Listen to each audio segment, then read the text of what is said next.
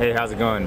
My name is Niraj Mehta, and luckily I've been put in the position where I can actually call myself a cancer doctor, specifically in radiation oncology. A lot of things in my life I never predicted, but when I think about being in this position, everything all makes sense. Had a degree in communications from the University of Southern California. Then I did my medical school degree for 4 years at UCLA, and now I'm here in this position. I can talk about a lot of things that I've learned medically, but the most important aspect of why I'm here today, why I'm in this field, or why I'm even doing what I'm doing, is to talk about cancer. It's to talk about what cancer means to us as a society. Every culture, every person, every age is something that afflicts all of us. It's not just the cancer itself, but it's our hesitation, the doubt, the fear, the mentality about dealing with our disease. All these things make cancer so difficult. A lot of people have talked about cancer for a long time, and cancer is not a new thing. We're talking about the 1800s. We've all known what cancer is. But today, cancer's taken on a whole another meaning. We fear it so much. So today, not only do we want to send you a message about the truth about cancer, but how we can come together as a society to better educate ourselves, to prevent certain things from happening that we know we can prevent. And finally, if and so we have cancer, let's destroy it. Let's take our steps. Let's take the appropriate steps to destroy it as well as we can. And most importantly, let's take the appropriate steps to destroy that fear, that hesitation that underlies cancer. I've seen a lot of different people. I've seen people deal with cancer in so many different ways. Sometimes it's productive, sometimes it's not. I've seen doctors deal with patients with cancer in so many different ways. But the bottom line is, at the end of the day, it's all about inspiration. I can't tell you how many stories I've had about inspiration, but in my life, that's what life is all about. So how do we inspire people? Those with cancer have inspired me to be in this position that I am in right now. Young patients just fighting every day. But not fighting in a sense that you're stressing every day. You're just living your life. It's a message about truly living your life, realizing our fullest potential. Cancer, we view it as an obstacle, but really, we need to think about what we do every day, what we eat, how we interact with other people. How do we, as a society, come together to take something out of this? And we can destroy your cancer. Yes, we're gonna destroy your cancer. But most importantly, we wanna know how you feel. We wanna know how you act. We wanna know, what this means to you as an individual. Personally, I think that cancer extends a lot more. It extends beyond many more horizons than just the medical aspect of having the disease itself. But it's a message about truly living our lives. We see a lot of things nowadays. We see violence, we see people giving up, people addicted to drugs, all those kinds of things. But defeating your cancer allows us to see just the full realization of human potential. When we talk about cancer, cancer is one of those things that it hits a chord. It's a certain chord in everyone's heart. It doesn't matter if you're Latino, if you're Indian, if you're African American, white, everyone knows what the word cancer is. And the word cancer, and that's what it is. And it means something different to everyone. Some people it means terror, other people are just scared, other people lose hope, other people just think it's one of the cruelties of the world. To be honest, it's probably a mixture of all five. Cancer is just like anything else we have out there. Heart disease, we have a lot of things out there. Cancer, it hits all of us at different stages of our life when we least expect it. We want to change the way we think, we want to change the way we live, and most importantly, we want to change the way we act. We talk about cancer prevention, we talk about changing the way we eat, our diet, nutritional issues, also exercise, all those kinds of things. If you talk to doctors and people out there, we kind of make assumptions that certain things may not affect other things. But if you have cancer, and if you know anyone else that has cancer, the most important thing is, where do I go to get treatment?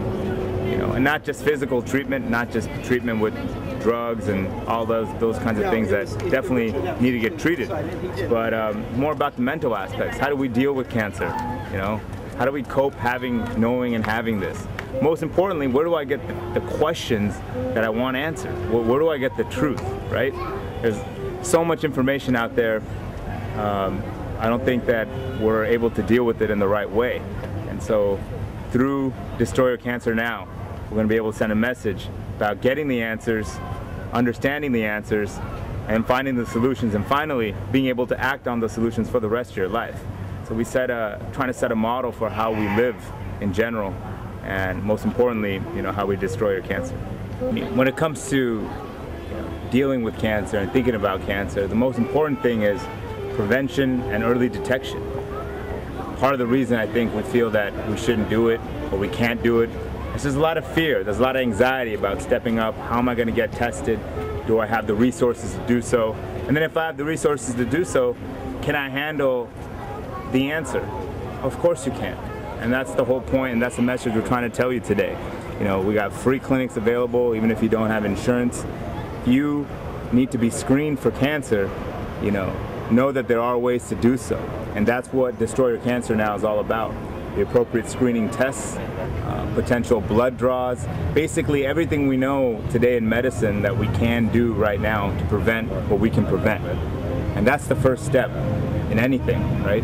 There are certain things in life that we can take care of, and there's certain things in life we can take steps towards preventing, and that's what we're here to do. And even if we can't prevent it, if we find it early, then we can treat it. And even if we don't find it early, knowing that we have it, knowing that we're dealing with this cancer, at least we can help to manage it like it was any other type of chronic disease. But don't let the word cancer fool you into thinking that this is a lost cause, or that somehow we're too weak to fight it, because that's not true. As a matter of fact, in my experience, the strongest people I've met are those that have been able to face their cancer, and they've come out for the better. They've definitely taught me a lot more than I could ever teach them or treat them. I just like to encourage everyone out there, just a message of hope from my experience, that we can do this and we can make it right that way. We have choices. There are certain people that I've seen in my experience that don't have certain choices. Some people can't walk, some people can't talk, some people can't hear. But we have the power of action, and that sounds a little bit vague, but we can make choices, and we can make steps towards actually detecting early localized disease and treating it effectively, and we can make it happen. As we all know, cancer is not just something that hits the elderly. It could be 2 years old, it hits you when you're an infant, right through your teenage years, all those, and at any time. But the most important thing is to make sure we stay strong and make sure that we know how to take steps towards treating it if we find it early, and also being okay with the idea that it can happen. A lot of us think that there's nothing we can do about it. There's a lot of things we can do about it. It's just not about a pill, a certain magic cure-all. In modern society, we think that little things like that is gonna somehow cure us of whatever problems we have. Let's start with diet. We gotta watch the way we eat. There's so many kind of artificial type things we eat every day, and we all know what they are. When you go into the food section, you know what foods you're eating. So we gotta make sure we take responsibility for that. That's all. It's easy enough to eat things here and there, but we got to know what we're putting in our system, and we can't pretend that doesn't play a role, because we all know it does. Cancer is not something that develops overnight, right?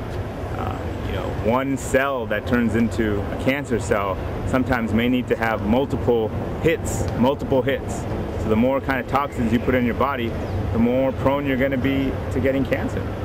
And again, we can talk about the facts all you want, but we know what makes sense, and that's something we definitely know from the research that we've conducted.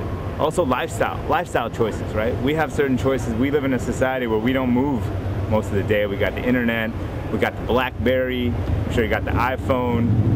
Kids got cell phones when they're like 5 years old now, but we don't move. Exercise, find a sport, dance, whatever it is, whatever keeps you going. We need to keep our bodies in line, in tune with ourselves. Yoga, meditation, all these different ways to make sure your body feels healthy from the inside out, because whatever's on the inside shows on the outside.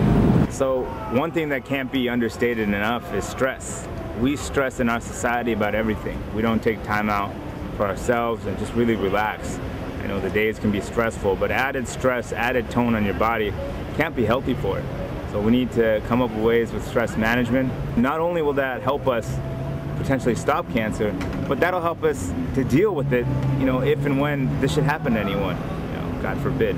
But if and when this happens to us, these stress coping abilities get us through the most difficult times in life, and that's going to make a big difference down the road. And I've seen all kinds of diseases, all kinds of cancers, all kinds of ages, some bad, some good. But the bottom line is the one unifying factor in determining success is the way we're able to deal with stress. Destroy your disease with ease, and in this case, it's cancer. It's not something that we can't handle. We've come so far as a society, all different societies and cultures. Cancer can't be the end all and be all, can't be the roadblock, and we're not going to let it be. And that's the message we're here. What I encourage you to think about is just like any other obstacle you've had in life. My experience going through anything, going through, a tough time in school, having, a tough time getting to your goal. And that's what cancer presents to us. It presents to us a challenge. We have a lot of treatment options available for cancer. A lot of different types of treatments with radiation therapy, something I deal with. Chemotherapy, which are drugs that we put in the system that kind of go throughout the body to attack cancer cells. Surgery, where we physically go and remove the cancers. Now we have all these high-tech kind of small molecule drugs that we can take. All the new biology of cancers, we're slowly beginning to figure them out. And the right combination may be the right combination for you. So it's not just one thing, it's a lot of things. And it's not just something that goes on for like 2 weeks, 3 weeks. It can go on for 7 weeks and go on for 3 months. You don't want to say, oh, I am this. You want to say, I have this. So I have Hodgkin's lymphoma. I have breast cancer. I have prostate cancer. That is me. And with that, in that sense, you kind of take ownership of whatever you have. So it's not something you put in the back burner, something that you can't talk about, because it's part of you and it's made you who you are. And after going through that obstacle, you don't think that'll make it easier for you to achieve all your other goals? Think about it in life, and this is what I've learned from not only my experience from the patients. When they go through something like this, they feel like they can take over the world. And you see cancer survivors doing a lot of great things. Besides just the messages, the inspiration, all those kinds of things, you see them become some of the greatest people out there. And to me, just for me, I'm lucky to be in the position I am. But every time I see someone go through that, I realize that once they go through treatment, they come out and they come out to be a totally different person sometimes. I remember why I started first dancing, choreographing, and when you think about it, what my goal was to just inspire somebody, just to make them laugh, make them smile, make them think that for 1 second they're in a different place than they ever were. So I definitely wanted to take this opportunity to thank you personally for inspiring me. And by you, I mean all those people out there in the struggle with cancer, and especially for those that will have the courage to face it. So thank you very much for that inspiration.